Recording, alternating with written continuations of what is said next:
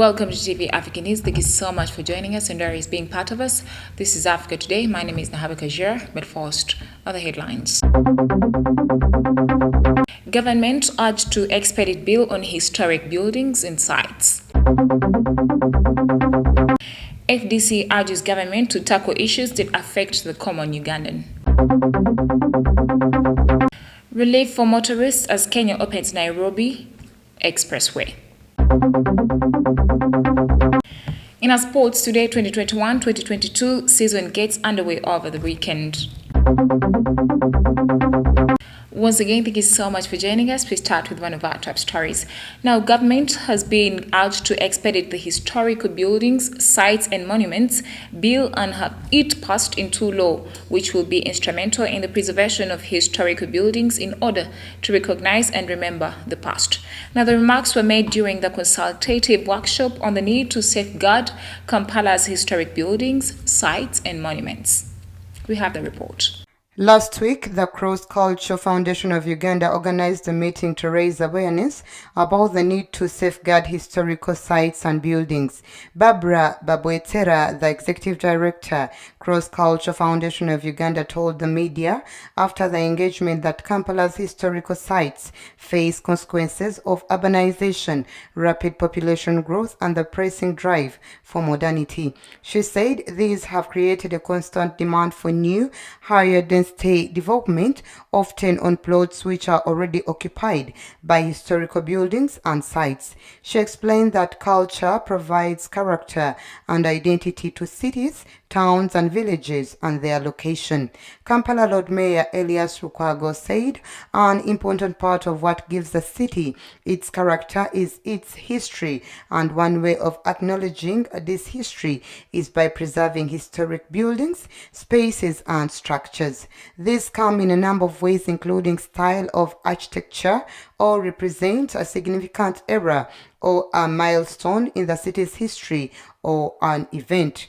Lukwago said the bill for an ordinance that is proposed to save historic buildings should be of public interest so that it protects the cultural legacy, educational, aesthetic, economic and tourism benefits that will be maintained and enriched for future generations of Kampala and Uganda at large. Away from that, the Forum for Democratic Change has asked government to attend the escalating commodity prices, which has affected Ugandans, instead of silencing those that come out to speak for the common person. We have the details. On 12th May 2022, Dr. Kizza Besigye was intercepted by riot police deployed around his home in Kasangati, Wakiso district, just moments after he addressed journalists about his new campaign that he described as a wake-up call for all the citizens. He was said to protest against the soaring commodity prices and an alleged presidential succession plan. Today, while addressing journalists at their party headquarters in Najanankumbi, the FDC Deputy Secretary General Harold Kaija condemned what he termed as a 5-day house illegal arrest of Dr. Kizza Besigye, whose only crime, according to him, was to fight for the common person. So Dr. Besigye coming out was calling on to government to intervene in this kind of situations. We're asking government, at this time, the president has the mandate of going for the constitution and says, I only now need 23 ministers. You patch all you say about 5 ministers, those are, minister of state for about 4 ministry. In one ministry, you have about 5 people. Give it one person. So at the end of the day, 5 cars are going to be packed, 5 salaries are going to be withheld. We are asking, send the RDCs home. Kaija advised government to reduce the number of civil servants, as this will help to solve the issue of the rising commodity prices. These are the people that Dr. Besigye is talking about, that the government has decided not to talk about them. We are asking them to attend to the issues that we are addressing, because wanting to silence the messenger does not remove the message that he is being putting out. Mariam Chizito, a member of the FDC Women's League, said women are the most affected when it comes to the soaring commodity prices, hence calling upon the women in government to intervene in the matter and save their fellow women. As a woman, thank you very much. I here stand to ask, what is Mama Janet Kataha Museveni advising the president of this country about the situation going on in our country? What is Mama Nabanja doing, advising the cabinet? They are women about what is taking place in this country. The FDC also advised government to invest in the infrastructure development to reduce a number of road accidents that have happened of recent across the country. Moving on in our top stories, police says they have beefed up security in preparation for the forthcoming by-election of Omoro County as they speak, the replacement for former Speaker of Parliament, Jacob Olanya. Now, this was revealed by police spokesperson Fred Enanga in a press briefing at their headquarters in Naguru, Kampala. While addressing the media at their headquarters in Kampala, police spokesperson Fred Enanga said that they have strengthened security in Omoro County in preparation for the forthcoming by-elections to allow the smooth running of the entire exercise. Enanga called upon all contestants to brief their supporters to be vigilant and avoid acts that would see them become victims of crime. In the same meeting, UPDF spokesperson Felix Klaije confirmed the arrest of a car broker who opened a Facebook account in the names of General Salim Salih, the coordinator of the Operation Wealth Creation and a brother to President Yoweri Museveni, and frauding the public in fake job opportunities. According to AME spokesperson Brigadier Felix Klaije, a 31-year-old Andrew Mark Asimwe opened a Facebook account in General Salih's name in June 2021 and started advertising job opportunities, including taking members of the public abroad. He said that the 31-year-old car broker was charging between $50,000 and $85,000 from each person as registration fee for the non-existent job opportunities. According to Kulaije, on arrest, Asimwe confessed that he negotiated his payment on Facebook and always avoided physical contact with the victims for fear of detection. Previously, 4 men were arrested for hacking into the account of General Salim Salih and tried to steal 43 million shillings from the bank account held in Stanbic Bank. Well, thank you so much, our reporter. We take a quick break. We shall come back with the international news.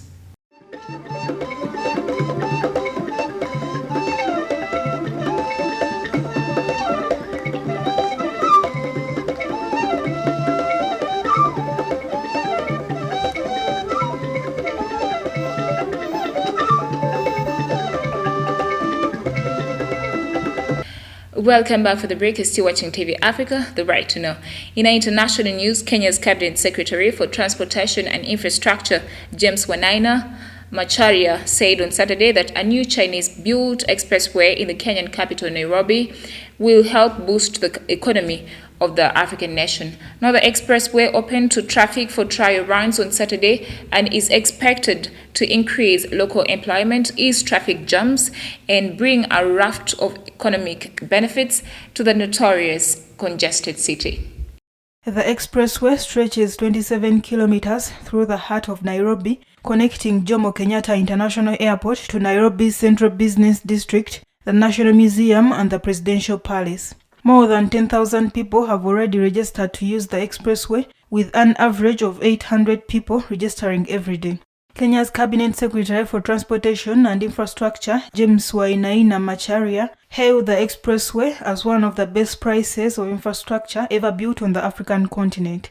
The expressway is already creating direct employment opportunities for Nairobi's workers, with employees at the state-of-the-art Expressway Monitoring Center welcoming the opportunity to learn new technologies and softwares that keep the road running smoothly. The 73.5 billion shillings road is expected to cut travel time from the south to the west of Nairobi to about 20 minutes from 2 hours currently during peak time.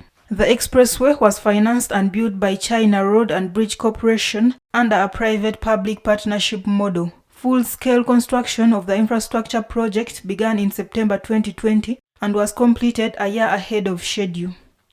Away from that, Somalia handed Hassan Sheikh Mohammed the presidency for a second time following Sunday's long overdue election in the troubled Horn of Africa nation, which is confronting an Islamist insurgency and the threat of famine.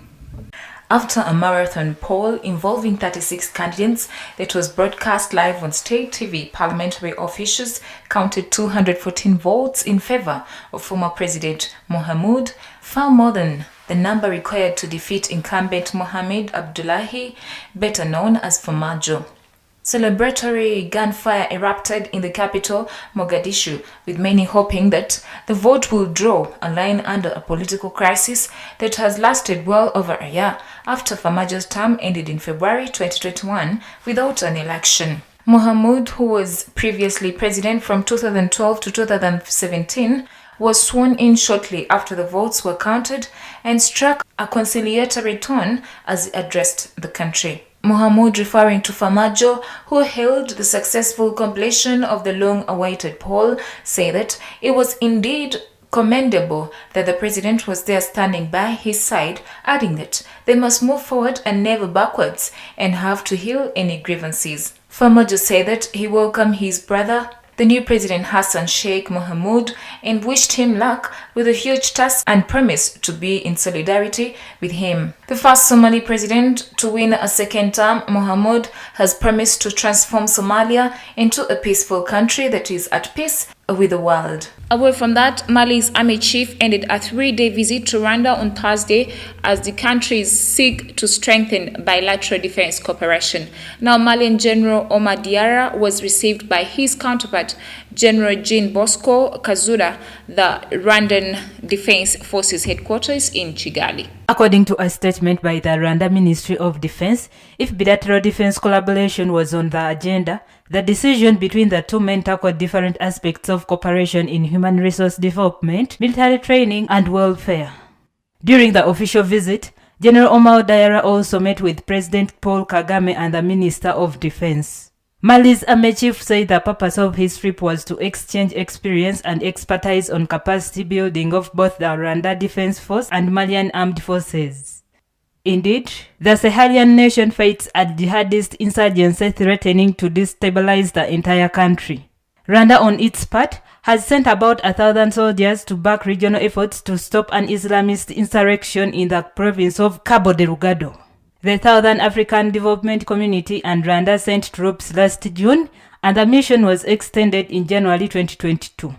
Moving on, search and rescue teams working in zinc mine in Burkina Faso have been able to reach a depth of 580 meters where the mine's shelter room is located. Take a look at the story. The latest development comes as efforts to rescue 8 miners trapped for 27 days in the zinc mine, some 100 kilometers from the capital, Ouagadougou, continued on Friday. Rescuers kept pumping out water from the Pakoa zinc mine, where the 8 miners have been trapped since April 16th, according to local media reports. Since the flood waters also damaged the electricity and communication systems in the mine, contact with the miners could not be established. More than 3 million liters of water have been pumped out in the last 24 hours between Thursday and Friday, with electric pumps brought from Ghana and South Africa by the Canadian company Natu Mining, which operates the mine. However, visibility remains an issue for the search and rescue team. Lieutenant Nana Stephen is head of the fire brigade. Well, thank you so much, reporter. Africa Today takes a quick break. We shall come back with business, health, and sports.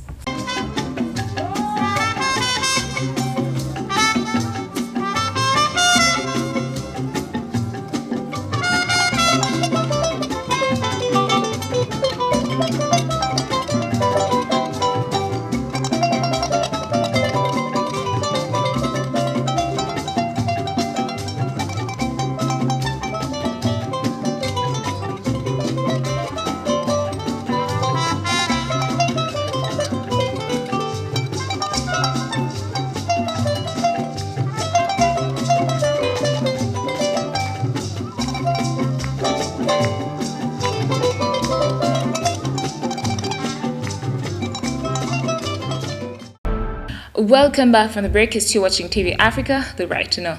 In a business news, Comoros has hosted the 8th International Conference on Responsible and Sustainable Tourism. Now, the conference held on the 10th and 11th May in Moroni served as an opportunity for the archipelago to promote its island and to find solutions to overcome the lack of awareness of Comoros on the international scene. According to Hamed Masaid, Comorian Minister of Agriculture, Fisheries, Environment, Tourism and Handcraft, there was no going back on the touristic drive for the island nation.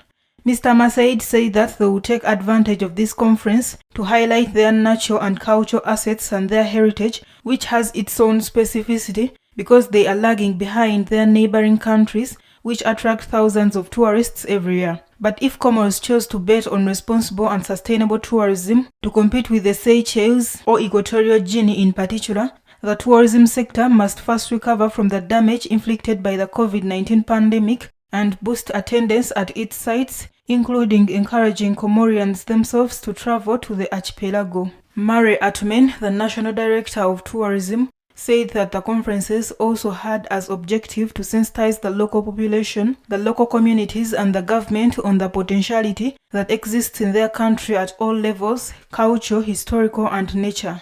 A dynamic focused on local tourism, authorities now aim to encourage Comorian travelers to make tourists from all over the world want to come back and discover the Comoros.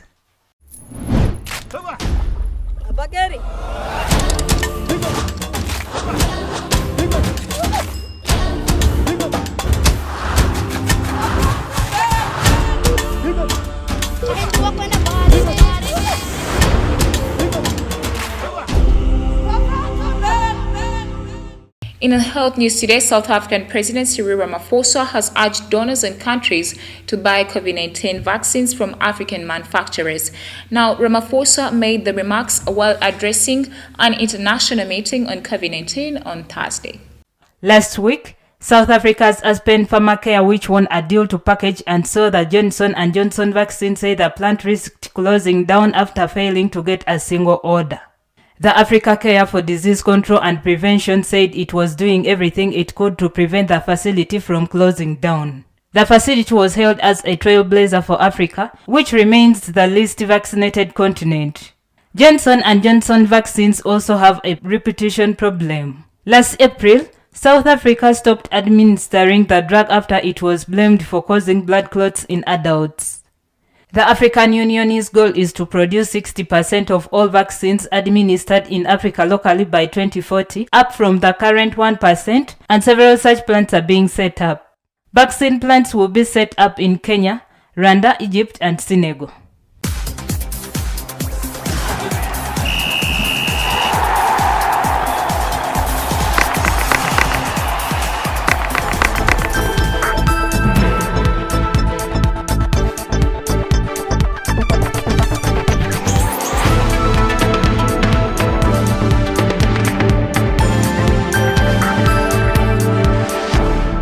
In a sports news today, the 2022 Faso Super League officially got underway on Sunday, 15th May 2022 at Old Kampala Arena in 8 games played, producing a total of 47 goals scored. Now, with 8 teams taking part, the opening day of the league witnessed each team play 2 games. The opening fixture between KJT and Luzira Faso Club produced a 2-all draw. Womal Sebuliba and Abbas Cheune scored for KJT, but the latter got their goals through Ivan Othieno and Joel Ogwang. KJT would later on win their second game of the death-ramping ASKAFC 10-0. Abdallah Maiwa and Stuart Henry Kafulma scored a hat-trick each, while Anthony Malay, Najib Mwonge, Uthman Lule and Womal Sebuliba also got onto the score sheet. ASKA lost their second game 7-0 to Idinal, who had earlier drawn goalless against defending champions Park FC. Park FC had made a perfect start to their title defense, overcoming Chisenyi FC with a 2-0 win thanks to goals from Joseph Kakembo and Shafiq Avema. In the other games played, Kabawa Dream had a horrible outing, losing their 2 games, 7-0 to Chisenyi FC and 5-2 to Talent Bridge. Talent Bridge later lost with the same scoreline to Luzira FC. Action will return next week with 4 games on card at the same venue. Well, thank you so much for being a loyal audience from where I started from. Don't forget to subscribe to our YouTube channel. We should keep giving you the updates. It is TV Africa, the right to know.